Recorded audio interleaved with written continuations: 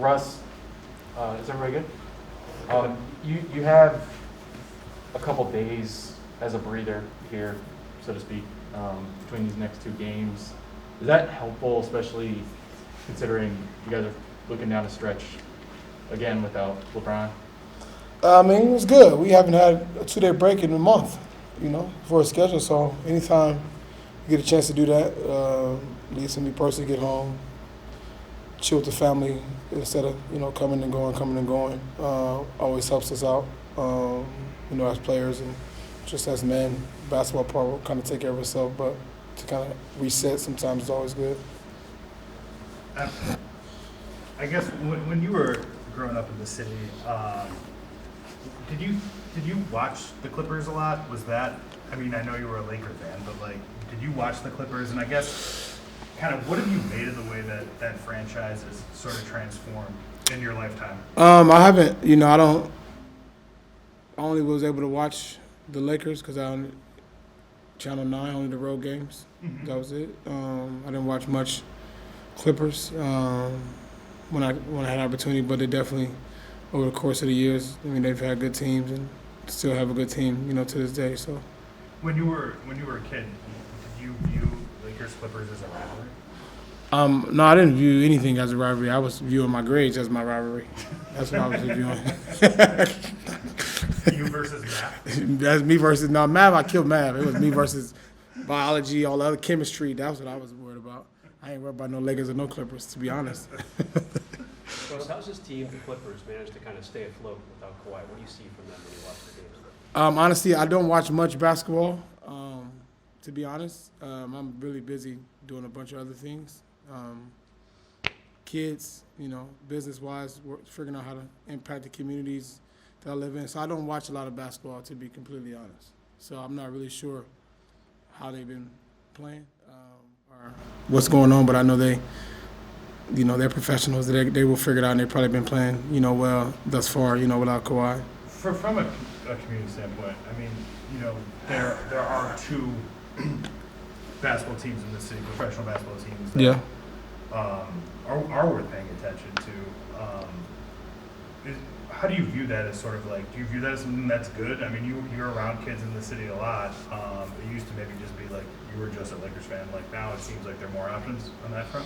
Yeah, I mean, if I'm a kid in the city growing up, based on what kind of community you live in or kind of how you're raised, based on which team or which player or which person kind of gives you more attention, is probably where you're going to kind of go towards if you're a kid in the community. So I think it's good because we have a lot of professionals here in Los Angeles that can impact so many of these kids and so many of these families in a positive way. So I don't think it's nothing negative about it. And all guys that have a bunch of guys that have sort of roots here, too.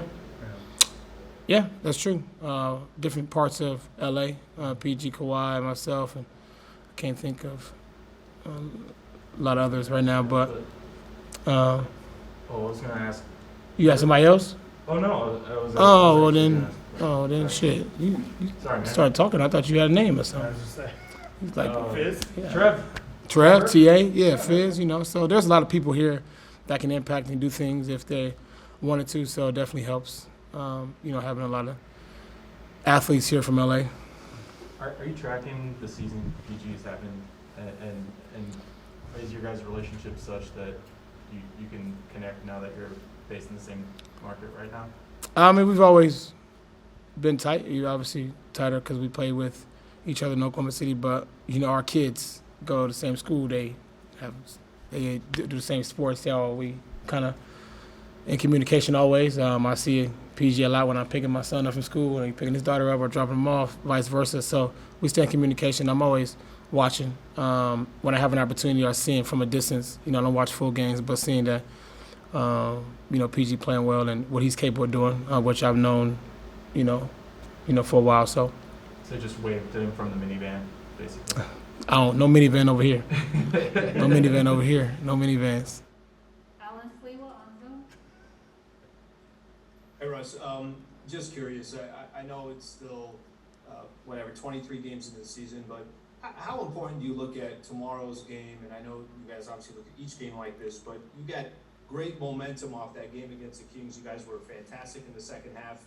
Do you look at, hey, can we go 3, 4, 5 games, or do you look for a specific momentum like that, or you don't kind of connect one game to another? You definitely take some positives from it and figure out we know on how we need to play. And definitely tomorrow's a big game just for us in general, just creating some momentum and making sure we're moving in the right direction as a team. One more question for us, anybody? I have one more. You've been very open about like this is going to take time and stuff like this. Like you've looked more comfortable, I would say, over the last couple weeks. Was there a moment? Is there a thing that you're seeing more clearly on the floor, or is this just sort of just the natural sort of progression of the season for you? Just natural. Only really is natural for me the last 4 seasons because I've been playing for 4 different teams. So I have to figure out a way to be able to be effective, best with the team that's given to me.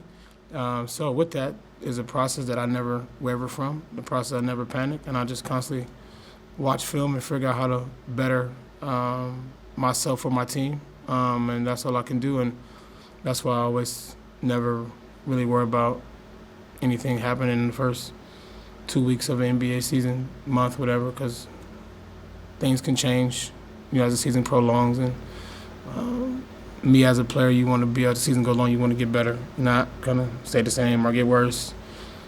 So that's kind of how I look at an NBA season.